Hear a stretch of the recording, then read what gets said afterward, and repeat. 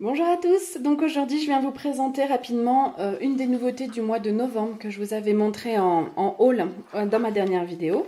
Donc il s'agit de la couronne, du kit couronne florale décorative que j'ai donc essayé, que j'ai testé et sur lequel je vais revenir avec vous. Donc voilà, pour le catalogue, je vous montre donc déjà le kit. Donc moi je trouve que le format est bien vu, il n'est pas trop grand, pas trop petit. Voilà, le format, c'est une enveloppe. Le format enveloppe, je trouve que c'est une plutôt bonne idée. Voilà, en plus les couleurs craft vont bien avec, pour le coup, les couleurs de la couronne. Voilà, donc déjà le format, moi j'aime bien. Donc dedans vous avez le tutoriel avec les petites astuces pour faire la couronne. Et vous avez donc toutes les parties indépendantes de la couronne. Ça, je vous l'ai montré dans la vidéo précédente. Donc, je vous montre ma couronne. Hop.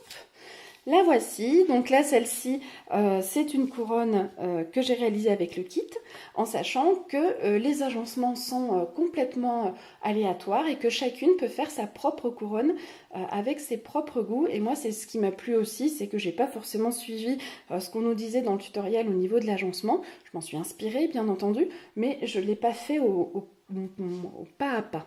Donc ça c'est intéressant, et d'ailleurs je serais curieuse de voir vos couronnes pour voir un petit peu à quoi elles ressemblent, puisqu'elles seront forcément différentes de la mienne. Alors les choses que j'ai bien aimées, déjà moi c'est les couleurs. Effectivement, ça fait pas très couleur de Noël, le rose poudré, le vert mint, le blanc, l'or, mais je trouve que justement le but, alors déjà il n'est pas marqué couronne de Noël, mais bien couronne florale décorative, je trouve que ça peut être une idée cadeau à mettre sous le sapin, une idée dernière minute, une idée sympa pour quelqu'un de créatif, parce que ça peut être utilisé tout au long de l'année. Effectivement, si ça avait été une couronne que de Noël, c'était compliqué à offrir. Là pour le coup, vous avez un cadeau facile, tout prêt, il faut juste de la colle blanche dedans, sachant qu'on a tous un petit peu de colle chez nous. Moi j'ai utilisé la Cléocolle de Cléopâtre. Mais voilà, n'importe quelle colle blanche ira très très bien. Et voilà, donc je trouve que ça fait un cadeau sympa tout au long de l'année. Et pour le coup, dans ce cadre-là, je trouve que les couleurs me plaisent beaucoup, en tout cas. Ça, c'est le premier point qui m'a plu. Ensuite, je trouve que c'est quand même relativement simple à faire. Donc ça, c'est le deuxième point aussi.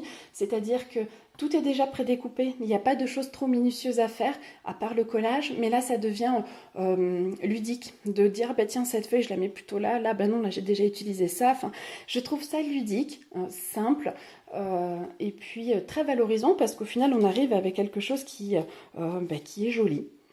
Puisque tout est indiqué dans le tutoriel, tout est découpé, donc les formes sont forcément bien découpées. Donc je trouve ça voilà, ludique, apaisant à faire aussi, valorisant, et puis très sympa. J'ai mis à peu près, pour vous donner une idée, entre 1 heure et 1 heure et demie, parce que voilà, je me suis arrêtée un petit peu, mais je dirais à peu près 1 heure. 1 heure, ouais, pour faire cette couronne vous suffira.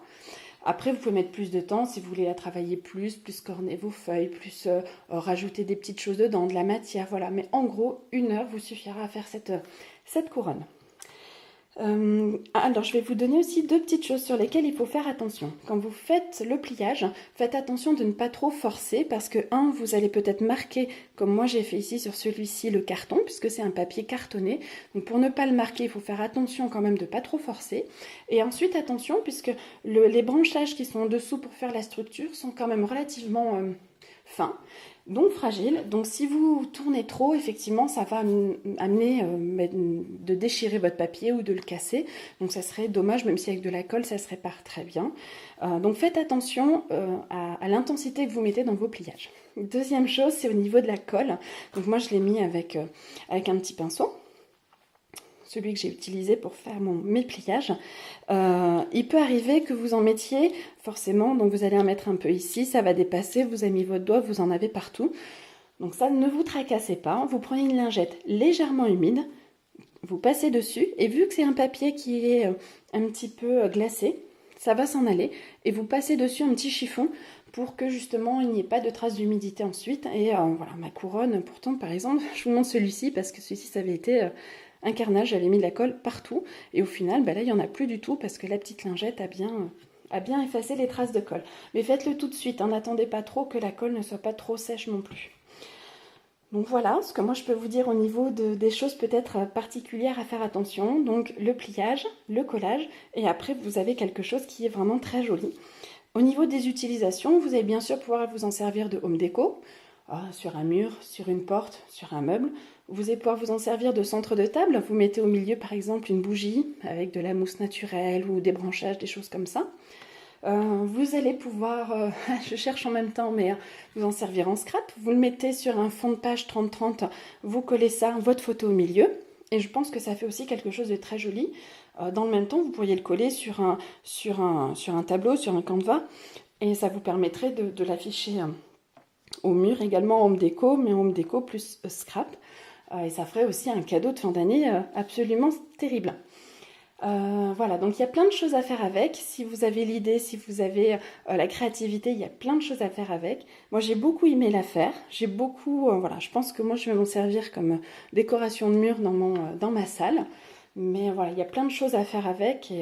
Et voilà, je vous invite tous à vous rapprocher de votre démonstratrice pour pouvoir voir un petit peu cette couronne et puis vous la procurer, puisque voilà, comme petit cadeau de fin d'année, le petit cadeau supplémentaire de dernière minute, ça peut être très sympa. Donc moi, je vous la conseille vivement.